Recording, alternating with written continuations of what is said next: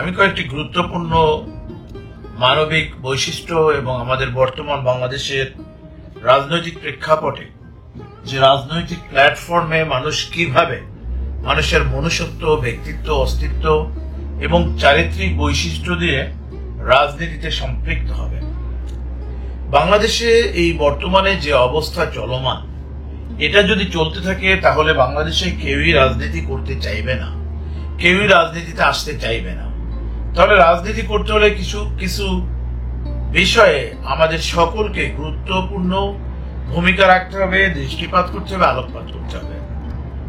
আমি বাংলাদেশের প্রধানমন্ত্রী ব্যক্তি শেখ হাসিনা, বাংলাদেশের রাষ্ট্রপতি শাহাবুদ্দিন চুপ্পু মহামান্য রাষ্ট্রপতি, কিংবা বাংলাদেশের এই মুহূর্তে সেনাবাহিনীর প্রধান যিনি 3 বাহিনীর প্রধান হিসেবে রয়েছেন জেনারেল ওয়াকার, কিংবা এই মুহূর্তে যারা আওয়ামী লীগ কিংবা এর অঙ্গ সংগঠন কিংবা এর বহির্ভূত, যেমন বিএনপি, জাতীয় পার্টি, বামপন্থী যারা রয়েছে, জাসদ বাসদ, এবং এর সাথে যারা অবৈধ রাজনীতি করার, যাদের বাংলাদেশের মাটিতে কোনো অধিকার নেই, সেই জামাতে ইসলাম, আমি তাদেরকেও ইনক্লুড করছি। আমি গতকালকে ফেসবুকে স্ট্যাটাস দেখলাম যে খুলনা 4 আসনের বর্তমান যিনি এমপি রয়েছেন জনাব সালাম মুর্শিদি, ওনাকে পুলিশ অ্যারেস্ট করেছেন। তো এই ভিডিওটি ব্যক্তি সালাম মুর্শিদির জন্য নয়, তবে এখান থেকে আমরা যদি শিক্ষা না নিতে পারি তাহলে জাতি হিসেবে, দেশ হিসেবে, রাষ্ট্র হিসেবে আমাদের জন্য বড়ই পরিতাপের বিষয়। দেখুন, আমি সালাম মুর্শিদি সাহেবকে দিয়ে কথা বলতে চাই। ব্যক্তি সালাম মুর্শিদিকে আমি চিনি না, উনি এমপি হয়েছেন, আমি ওনাকে কখনো দেখিনি, আমার সাথে ওনার কোনোদিন কথা হয়নি। তবে হ্যাঁ, আমি সালাম মুর্শিদিকে চিনতাম প্লেয়ার সালাম হিসাবে। তো সালাম মুর্শিদি উনি প্লেয়ার হয়ে টাকা পয়সা মেক করেছেন, ওদের ব্যবসা বাণিজ্য ছিল। উনি রাজনীতিতে এসে উনি ভুল করেছেন। কি ভুল উনি করেছেন? উনি পয়সা বানিয়েছেন বা পানি মেক করেছেন রাজনীতিতে আসার আগেই। তো উনি আওয়ামী লীগের রাজনীতির সাথে জড়িত ছিলেন না। টাকা থাকলে বাঘের চোখ মেলে, টাকা থাকলে কাঠের পুতুল হা করে, বিষয়টি এরকম। উনি বিএনপি জাতীয়তাবাদী দলের স্থায়ী কমিটির সদস্য ছিলেন। যে কোনো ভাবেই বাংলাদেশের খুলনার 4 আসনের সাবেক প্রাণ পুরুষ সুজা ভাই এস.এম.এ মোস্তফা রশিদি সুজা ভাইয়ের মৃত্যুর পরে সাময়িকভাবে জনাব সালাম মুর্শিদি সাহেবকে নিয়ে আসা হয়। তো সালাম মুর্শিদি সাহেব উনি অন্য দলের, অন্য মতের, অন্য ঘরানার, তাকে আমাদেরই আওয়ামী লীগের কেউ না কেউ নেতা নেত্রী যাদের অবস্থান রয়েছে, যাদের কলমের খোঁচায় অনেক কিছু হয় বা যাদের অনেক কথায় ডিসিশন হয়, ওনারাই কেউ করেছেন। ওনারাই জনাব সালাম মুর্শিদি সাহেবকে যদি জায়গা না দিতেন, সালাম মুর্শিদি সাহেব এখানে থাকতেন না। তো সালাম মুর্শিদি সাহেবের দোষ কোথায় এখানে? উনি ওনার সুযোগ খুঁজেছেন, সুযোগে পেয়েছেন, টাকা ছিল, সুযোগের সদ্ব্যবহার করেছেন। তো আমি ব্যক্তি সালাম মুর্শিদিকে দোষ দিব না। এখন কথা হচ্ছে যে উনি এমপি হওয়ার পরে যদি কোনো অন্যায় করে থাকেন, অবিচার করে থাকেন, দুর্নীতি করে থাকেন, তাহলে যে সাজা রয়েছে এই বাংলাদেশের পিনাল কোর্টের যে সাজা শাস্তি রয়েছে সেটার উপর ভিত্তি করেই ভদ্রলোকের বিচার আচার আইন অনুষ্ঠানে যা হবে সেটা করতে হবে। আইন বহির্ভূত, বিচার বহির্ভূত এমন কিছু করা যাবে না। শুধু আমি ব্যক্তি সালাম মুর্শিদিকে দিয়েই বলছি না, আমি XYZ যে কোনো কারোর কথাই বলছি। তো এখন দেখুন, যখন আওয়ামী লীগ ক্ষমতায় ছিল তখন যদি ব্যক্তি সালাম মুর্শিদে গ্রেফতার করতেন তাহলে হয়তো আমি খুব খুশি হতাম, কিন্তু এখন সময়টা সেরকম না।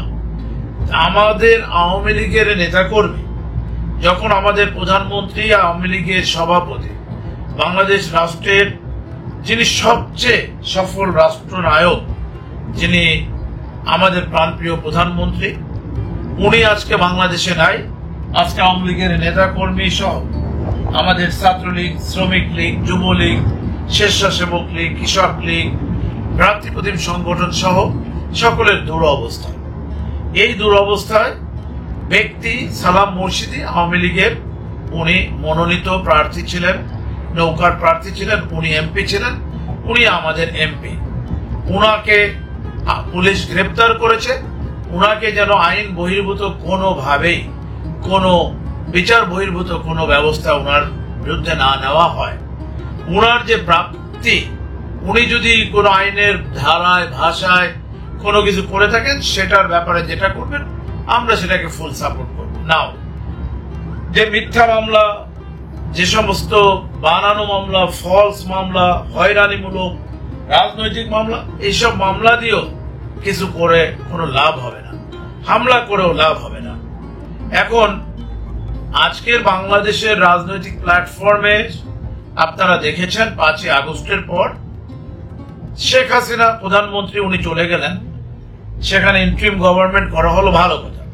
বাংলাদেশের যে জেলা প্রশাসন রয়েছে, পৌরসভা প্রশাসন রয়েছে, ইউনিয়ন প্রশাসন রয়েছে, থানা লেভেলে রয়েছে, এবং এটাতে টোটালি আপনারা বাদ দিয়ে দিলেন। এই যে বাদ দিয়ে দেওয়াতে যে অরাজকতা সৃষ্টি হলো, তাহলে আমরা কি শিখলাম? আসলে আমরা শিখলাম যে এরপরে যখন ক্ষমতায় আসবে আওয়ামী লীগ আবার ফেরত আসবে, আজ আসুক, কাল আসুক, আর 2 মাস পরে আসুক, আর 2 বছর পরে আসুক, আর 2 যুগ পরে আসুক, যখনই আসবে তাহলে এদেরকেও সেভাবে নিধন করতে হবে। বিষয়টা সেরকম হলো না।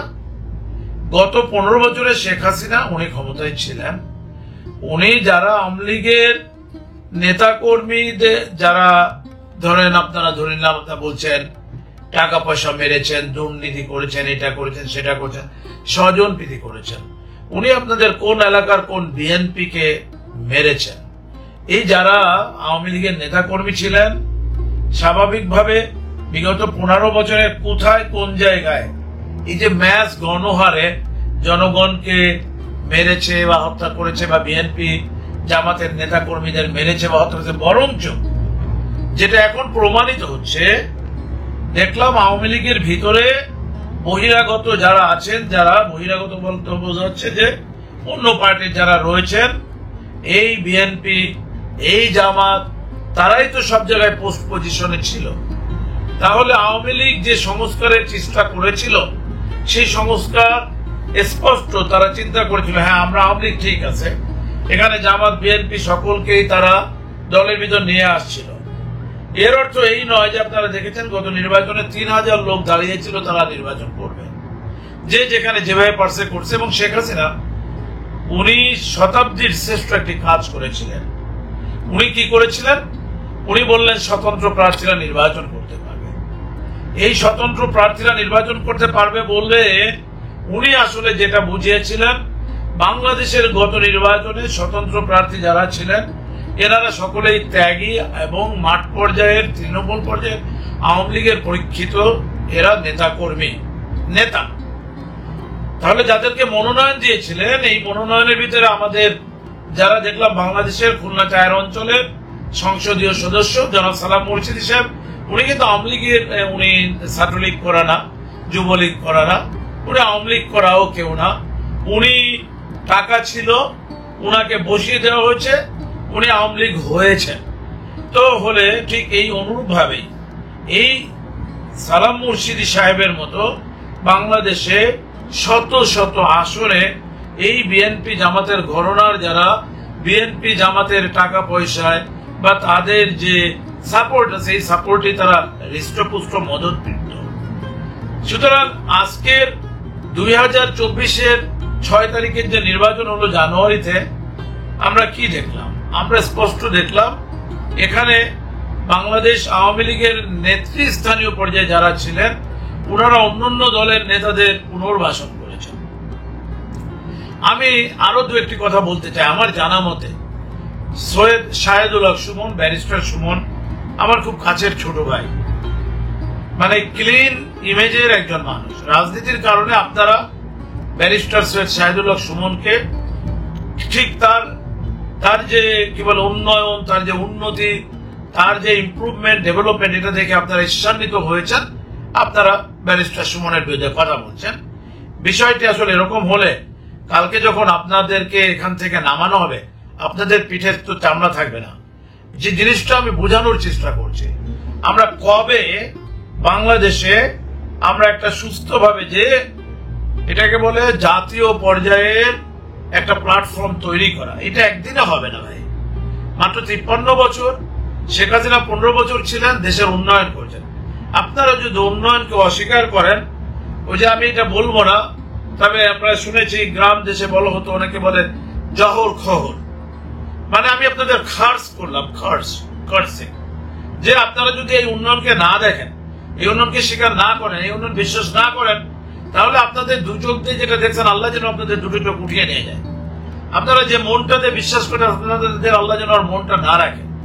আর আপনাদের যেন, যদি আপনারা সর্বকুলেই উন্নয়নটাকে উন্নয়ন হিসেবে দেখে স্বীকার না করে, সে খালেদা জিয়া করুক, শেখ হাসিনা করুক, আর এরশাদ করুক, বিষয়টি সেটা নয়। উন্নয়ন হয়েছে, শেখ হাসিনা করেছেন, এটা যদি আপনারা অস্বীকার করেন, আমি উপর আল্লাহর কাছে বলবো, আল্লাহ, এরা হচ্ছে নেমো খারাপ, এরা হচ্ছে আপনার চুখলবাজ, এবং এরা হচ্ছে ইয়াহুদ। ইয়াহুদ মানের অর্থ এখানে কোনো ধর্মীয় বিষয় না, এটা একটা হিব্রু শব্দ, তার অর্থ হচ্ছে যারা অস্বীকার করে, এরা অস্বীকারী, এরা ইয়াহুদের কাতারে পড়ে। তো আমি এখন প্রশ্নে আসছিলাম যে ব্যারিস্টার সৈয়দ শাহিদুল হক সুমনকে বাংলাদেশে লক্ষ লক্ষ কোটি কোটি লোকে এখন গালাগালি করছেন। উনি কি অন্যায়টা করেছেন, কি অপরাধটা করেছেন, উনি কার কোথায় কোন দুর্নীতি করেছেন, কিছু করেননি। সৈয়দ শাহিদুল হক সুমন, ব্যারিস্টার সুমন, আমি দায়িত্ব নিয়ে বলতে পারি, আমার ছোট ভাই, কাছের ছোট ভাই, সুমন কোন অন্যায় করে নাই, অপরাধ করে নাই। এখন কোথায় আসবো সাকিব এবং মাশরাফি। সাকিব যথেষ্ট, মানে হোয়াট এভার ইট ইজ, আপনারা চিন্তা করে দেখেন, এই যে নাহির, আসিফ, 2 দিনের ছেলে, কিচ্ছু নেই, কেউ চেনেও না, জানে না, মানে এখন আর্মিদের ঘাড়ের পর উঠে একটু সুযোগ পাইছে, একেবারে বিয়াদবের বিয়াদব। সাকিব আল হাসান বাংলাদেশে খেলে খেলে, যখন একটা দেশ গরিব, যখন একটা দেশে খেলা নেই, খেলতে খেলতে যোগ্যতা দিয়ে এই পর্যন্ত আসছে। আমি ব্যক্তি সাকিবের ফ্যান না, সে একটা বেয়াদব, আমি ধরেই নিলাম, কোনো অসুবিধা নাই। কিন্তু ব্যক্তি সাকিব কার কোথায় কি চুরি করেছে, কি ডাকাতি করেছে, কি অন্যায় করছে, কি দুর্নীতি করছে, আপনারা বাংলাদেশের যারা আজকে, আমাদের যখন আকরাম খান খেলতো, উনি 6 ওভারে 3, 4 রান, 5 রান, ওভার প্রতি উনি ডট দিয়ে যেতেন, উনি খেলতে পারতেন না, উনি তাও ধরে রাখতেন বাংলাদেশকে। 12টা বলে উনি 4টে রান করছেন। আপনারা চিন্তা করতে পারেন কত কঠিন বিষয়টি, উনি টিকে থাকতেন ক্রিজে। তো আমরা সেই সময় দেখেছি। পরবর্তী পর্যায়ে সাকিব আল হাসান এরা এসে বাংলাদেশকে বিশ্বের দরবারে নিয়ে গেছে। বিয়াদব সাকিব, তাতে আমার সমস্যা কি? সাকিব ভালো ক্রিকেটার, আমি সাকিবের ক্রিকেটে কোথায় অবস্থান হলো না হলে সেটাও বলছি না। ব্যক্তি সাকিব কোনো অন্যায় করে নাই। রাজনৈতিক দল আওয়ামী লীগে আসছে, নির্বাচন করছে, যদি তার কোনো দুর্নীতি থাকে, তার দুর্নীতির জন্য সাজা হবে। কিন্তু সে যেহেতু আওয়ামী লীগে নির্বাচন করছে, এটাই যদি দুর্নীতি আপনারা বলেন, কালকে বাংলাদেশে কেউ রাজনীতি করতে পারবে না। আমি কথা দিচ্ছি, এই ডক্টর প্রফেসর সুদখোর, মিথ্যাবাদী, অবৈধ, অগণতান্ত্রিক, অসাংবিধানিক এই ইউনুসকে বাংলাদেশে মানে বলৎকার করা হবে, এই ইউনুসকে বাংলাদেশে দিগম্বর করা হবে, এই ইউনুসকে বাংলাদেশে ঝুলিয়ে পিটিয়ে তার পিঠে চামড়া একটাও থাকবে না, একে জীবন্ত মাটিতে পুঁতে ফেলা হবে, সংবিধানের আইনে তাকে ফাঁসি হবে। বুঝতে পারেন বিষয়টি আপনারা? তাহলে আমরা কোন গ্রাউন্ডে যে প্রয়োজনে ইউনুসকে ক্ষমা করতে হবে, কিন্তু আপনারা কি করলেন? আপনারা বাংলাদেশটাকে চলমান একদম সাজানো বাংলাদেশটাকে ধ্বংস করে দিলেন। মাশরাফি কোথায় দুর্নীতি করেছে? খেলেছে, ভালো খেলে। এরা যখন বিদেশে খেলতে যায়, এরা ডলার ইনকাম করছে, এরা অনেক টাকা পয়সা করছে খেলাধুলা করে। ভাই তাদেরকে কেন আপনারা রোশানল করে তাদের পরে আপনারা এভাবে করে এটাকে করলেন? তাহলে আজকে যারা ওই যে আমানুল্লাহ আমান, তারাও দুর্নীতি করছে, তারেক রহমান উনিও দুর্নীতি করেছেন, যার নাম বলবেন সবার নাম আসছে দুর্নীতি। তো যদি আমরা এটাকে চলমান ভাবে প্রবহমান করি, এই বাংলাদেশে কেউ তো রাজনীতির জন্য আসবে না, বাংলাদেশে কেউ সামনের দিকে আসবে না। আমি কোনো দুর্নীতি করিনি, আমি কোনো অন্যায় করিনি, আমি আওয়ামী লীগের পক্ষে কথা বলছি, নীতির পক্ষে কথা বলছি। আপনাদের বিষয় এমন, আমাকে 1 কোটির উপরে লোক বলছে তুই বাংলাদেশে আয়। আমি বাংলাদেশে গেলে কি করবেন? আমি কারো একটা পয়সা নিয়েছি? আমি কোনো দুর্নীতি করেছি? আমি কোথাও কোনো টেন্ডারবাজি করেছি? আমাকে বলা কি আয় বাংলাদেশে আয়? বিষয়টা কিন্তু সেখানে।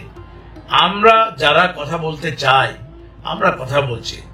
যখন আওয়ামী লীগ ক্ষমতায় ছিল, তখন বাংলাদেশের পররাষ্ট্রমন্ত্রী উনি জামাতের লোকজনের সাথে মিলিত হয়ে উনি স্বজনপ্রীতি করতেন, উনি আওয়ামী লীগের লোকজনকে দূরে রেখেছেন। উনার বিরুদ্ধে আওয়ামী লীগ ক্ষমতা থাকা অবস্থায় মাননীয় নেত্রী আমাদের প্রাণপ্রিয় আপা প্রধানমন্ত্রী তার কাছে আমরা জানিয়েছি।